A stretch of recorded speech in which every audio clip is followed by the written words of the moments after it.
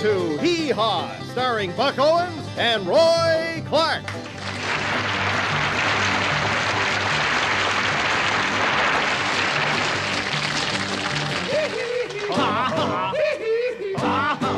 Looking back on it now, what could have been better? I mean, Hee Haw says it all. Videotape was just about going strong then, just getting started. So I knew all of the production elements. So I was able to put that all together and became the associate producer of the Jonathan Winter series. Ran into and became friendly with a couple of writers, creators, and so forth. John Ellsworth and Frank Pepiot. And they were writers for the show, and of course we were all then one big family. We were all producing together and so forth. And I noticed that the show wasn't rating well in the South.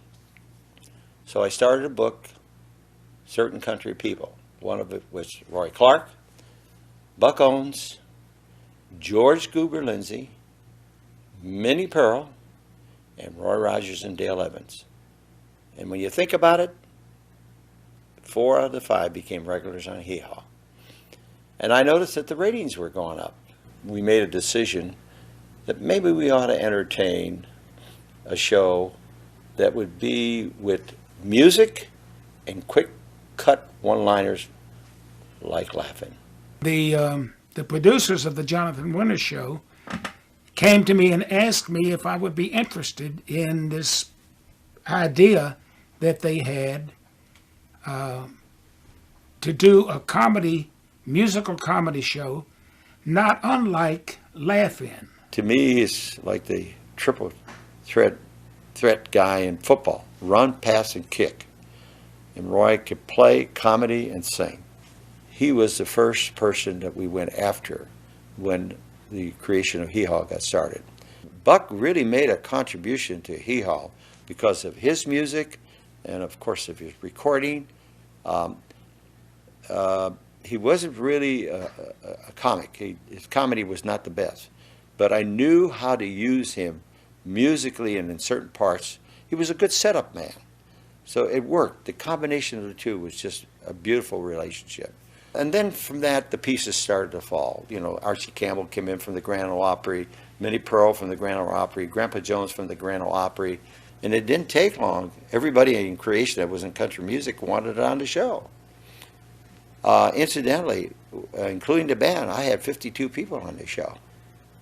52 people. It was supposed to have been a 1-hour special on CBS just to see what the reaction would be.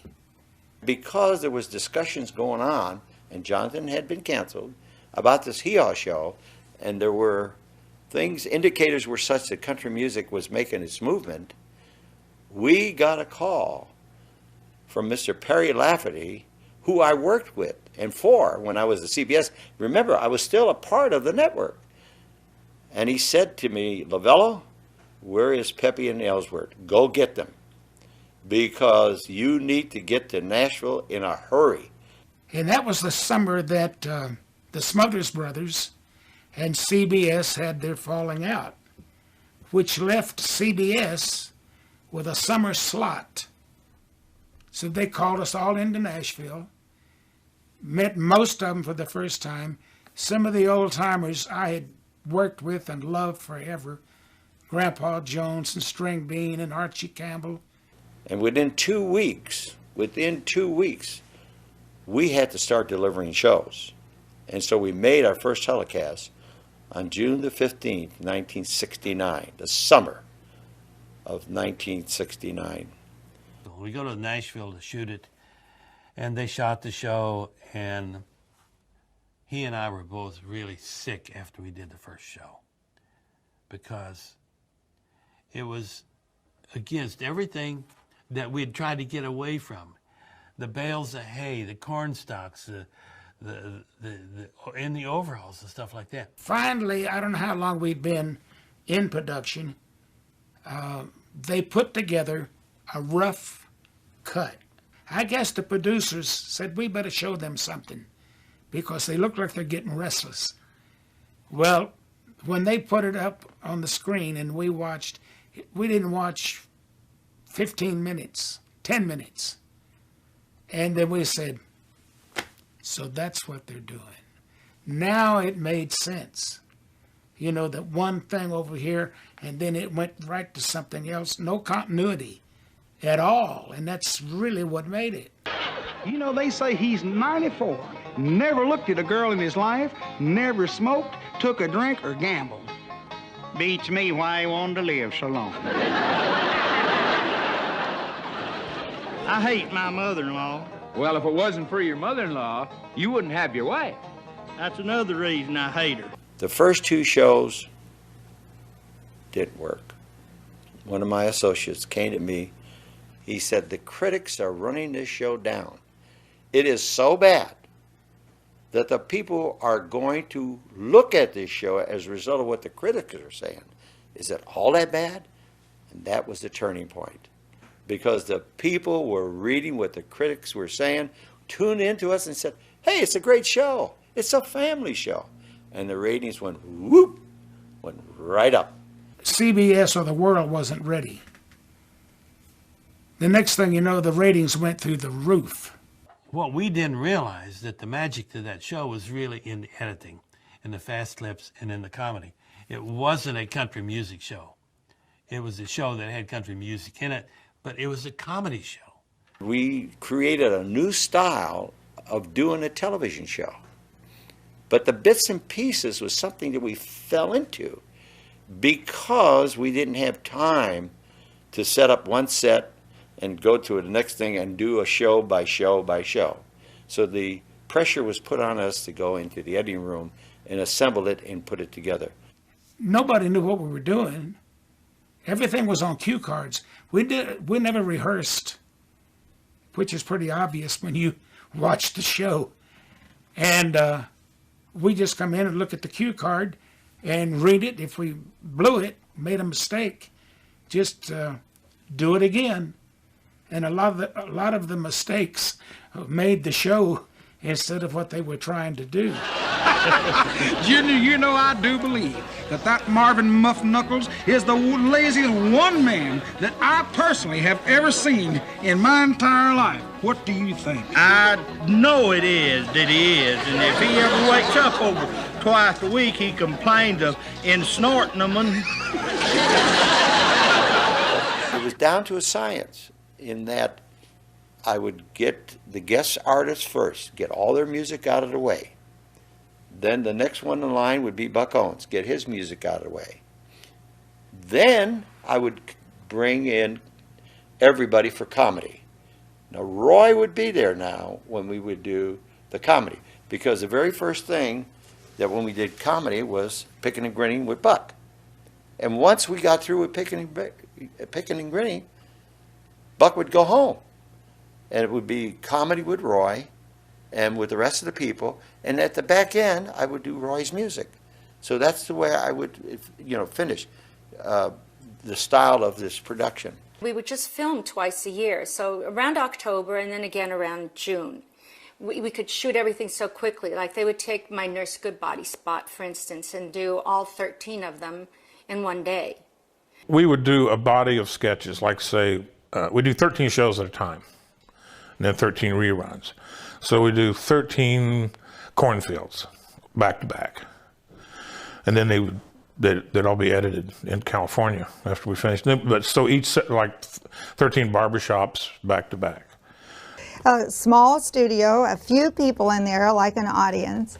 And we proceeded to do not just one show, but I think it was 18 shows altogether. And so we did, all those cornfield shots together, all the fence shots together, all Buck songs together, all the cast songs together, all Roy's songs together. So it was really an interesting process. If the show was done on the clock, 1 hour at a time, it would never work. I crossed an anteater with an elephant. What'd you get? I don't know, but it sure has a sinus problem. A big part of the show was the girls. Did you hear about the neurotic bloodhound? No, what happened? He thought people people were following him. Very smart, and they knew what their role was. You know, because Linda Thompson says it best, they were the backdrop. So the men could have the funny lines and do the real comedy, and they were this languishing backdrop in the back. But after a while, they really came to the front, and you look at people like Ganilla Hutton, who had Nurse Goodbody for 20 years, her own sketch. You know, Misty had her own sketch, Linda had her own sketch. So eventually, they really were able to show the producers and the show, look, we have a lot more to offer than, you know, the eye candy that we present. And I think it was pretty amazing on their part. They were beautiful, and you know, God's work can be very beautiful. In fact, I've run into people all the time now. So the only reason I watch Hee Haw was to see the pretty girls. I said, I got one up on you. I knew that coming in. Why do you think I was on there? Roy asked me if I'd pose for him in a bikini. Of course you told him you're not a model. Of course, but he said that doesn't matter because he's not an artist. Arnold, get over here. Yo. Man, I got a bone to pick with you. Yeah. Are you spitting in that pot over there on this afternoon? No. But I was coming pretty close to it.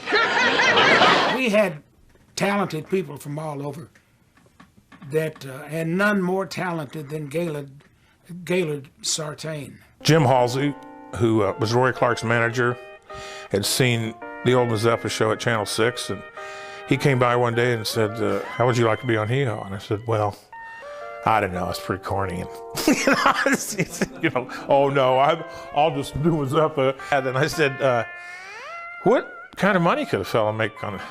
He says, well, let's see, it's after scale is, I think, $600 a show. And I passed out, and when I was revived, I signed up. You all know Gaylord. He's from Tulsa. He's going to do things his way, and he's going to rattle and throw everybody off balance. Gaylord Sartain, what a talent, what a wonderful guy. I just fell in love with him. I just, because he was funny and he had timing, it was perfect. Gaylord, he's nuts in a wonderful way. He is out there. He is not afraid of anything. He's one of the funniest people in the world, and he's so talented. But he would keep us laughing between takes. Sometimes kind of naughty. Not like, we didn't mind that. So we would laugh and laugh and laugh. His talent took over. You know, he could do everything and anything. That's a good thing about hauling a load of furniture, good buddy. At least I'll have a place to live for a couple of weeks while I'm looking for a parking spot, don't you know?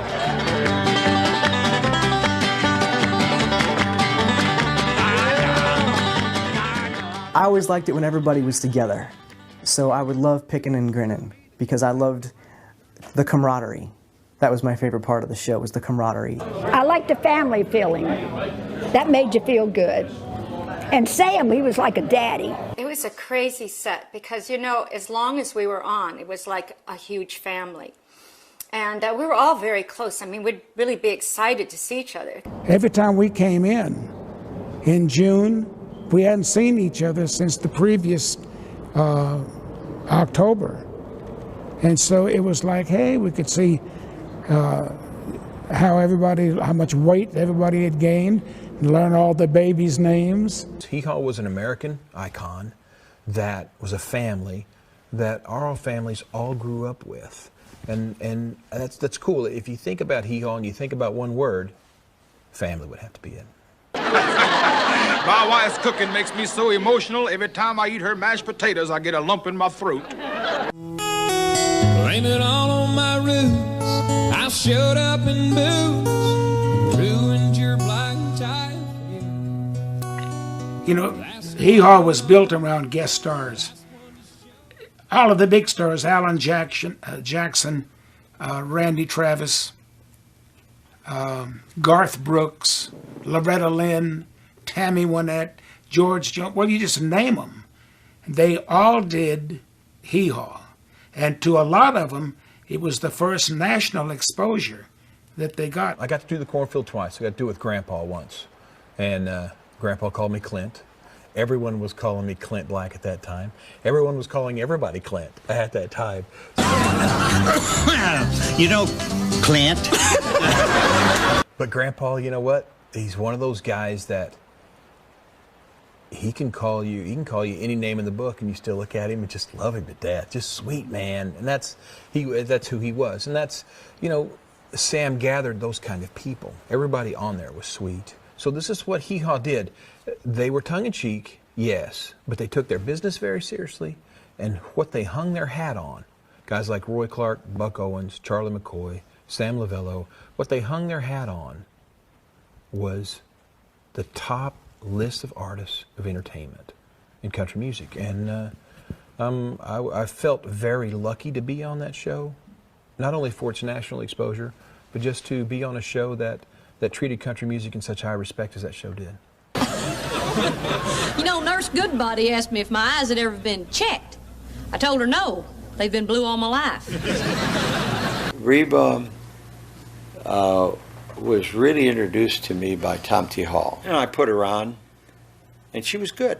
I really honestly think she deserves to go into the Hall of Fame. Johnny, I've always been puzzled about this. Why is it easier to steal second base than it is to steal third base? Well, sure, that's simple. There's a shortstop between second and third. A short stop. Oh. And Johnny Bench, I think that the reason for that was that they wanted to get into the cornfield, and they wanted to get in with the Hee Haw honeys and stuff like that. And they were fun to be with. We were so grateful. That was such a big deal for us. To this day, people back in Texas and Oklahoma still remember, man, I remember when you guys were on Hee Haw. I remember when you guys were on Hee Haw and Butch dressed up as Lisa Todd, the weather girl, and I was Charlie Farquharson, the news guy. That was a hoot.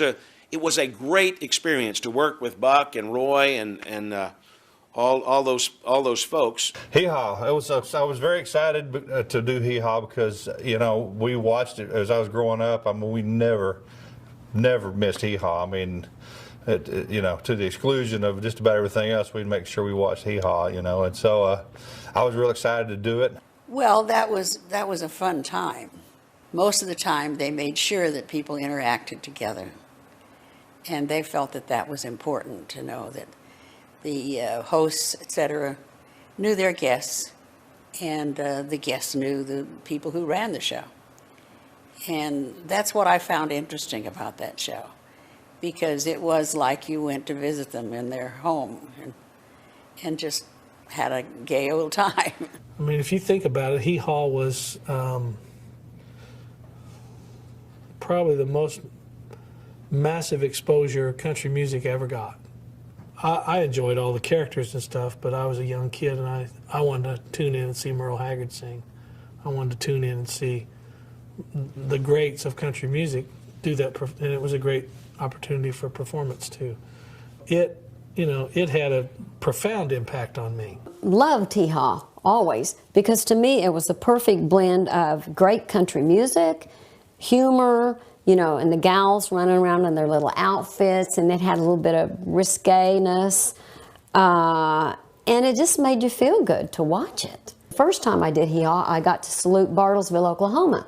My second time on Hee Haw was in 1985. I got to perform live with the Hee Haw band, and they were fabulous.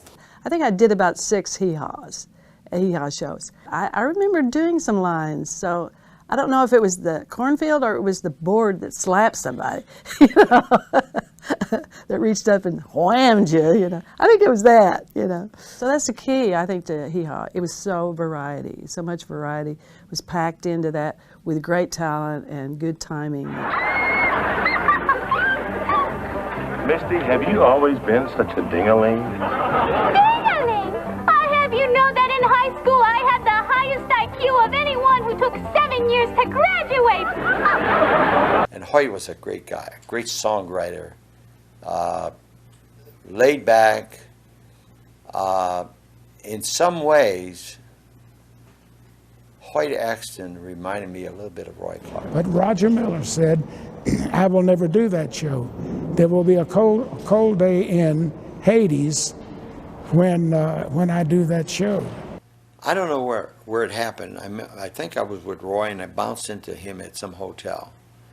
And with Roy and my persistence, he decided to do Hee Haw. Sooner or later, he showed up.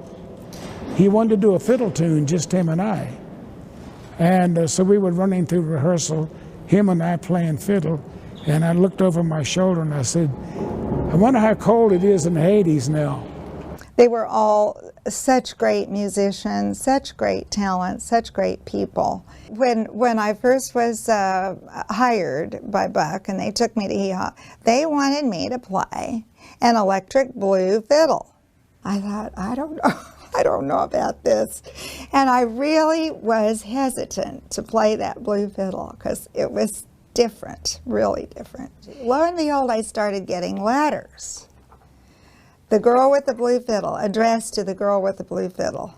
And more letters, the girl with the blue fiddle.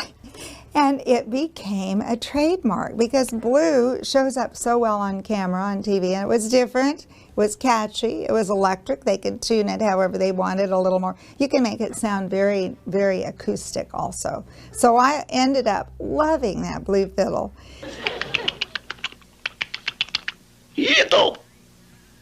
Hi, Ed and Thelma. It's nice to know so many of my Sooner friends are having a good time tonight. I'm from Oklahoma myself, you know, and I can tell you, the sooner I get back, the better. And you've heard that movie Around the World in 80 Days. Well, we had something very similar that we wanted to do about Hee Haw. Kornfield Kounty. It's like Mayberry. And so the gist of the script was that Buck and Roy were going to be on a buck wagon, pulled by horses and stuff, and they were going to travel the South, and they were going to travel Kornfield Kounty. So Mr. Gaylord had heard about this. His son from Oklahoma City really wanted to get into the movie business, and so they came in and they wanted to talk to us about this movie. And the bottom line was, we didn't know that they were really big fans of Hee Haw. And Mr. Gaylord, who's got oodles and oodles of money, okay, made some overtures about the show. And he turned to the principal of our organization, his name is Nick Benoff, he's deceased now, and he said to him, would you be interested in selling Hee Haw? And this gentleman said, oh, you don't have enough money to buy the show. There was a pause. And Mr. Gaylord, with his group, left the scene for about 30 seconds as if to say, I'm going to go back in there and ask him. And if he tells me this, I'm going to ask him the price, and I'm going to lock him in right now. And that's exactly what happened. He came in, he said, you sure you don't want to sell? He said, I tell you, well, how much would you want? You know, X number of dollars. And he said, you got a deal. And he bought it to show. It was as simple as that. And the bottom line was that we were doing now, under Mr. Gaylord's control, the Hee Haw show. And everybody was responding very nicely. They were happy with the Gaylord family and so forth and so on. Gentlemen, I tell you what, it's so precious, so interesting. Each and every time that somebody that I know meet up with the Gaylord people, they always say the same thing. Do you see Sam? Tell him we said hello. That's a nice feeling. It is an interesting tie to see how the Oklahoma connection to early day local country music productions sort of morphed in to even having an influence on a national show like Hee Haw. Hello, Ed and Thelma. I got dressed up in my very best shirt here to wish you the very best from me and the Buckaroos. I tossed the hoot now. Where'd the nanny go? What'd he get? I got a hoot nanny. That joke ain't nothing to crow about. Hee Haw helped really not only entertain but educate a lot of people that normally wouldn't listen to country music or that, you know, and let's face it, you know, it was a good, fun, humorous, entertaining show. But Hee Haw was as much part of our family, I hate to say it, as going to church. That was just a must, and you knew exactly what time it came on, what day, and you were in front of the TV when it came on. There's a joy and sharpness to it that's automatically entertaining. And so if the country was watching it either out of being entertained or out of like they were at an exhibit, so this, you know, you couldn't stop watching Hee Haw. It made a lasting impression on people. Families have grown up, grandparents, parents, and kids. So we've had three, going on 4 generations of people who have kept Hee Haw alive. Just old-time America. It was truly an American show. As corny as it was, it really mattered. It really mattered for this music's history and this music's place. But it was fun. You know, I think everybody shares that feeling that you really could, just for that hour, you know, forget about the news, forget about all the wars or whatever's happening, you know, and just kick back and take a trip to Kornfield County. I can walk down the street in Dallas, or more than that, New York City. I won't go half a block, but somebody will say, "I'm a pickin'." Well, I'm obligated to say, "Well, I'm a grinning."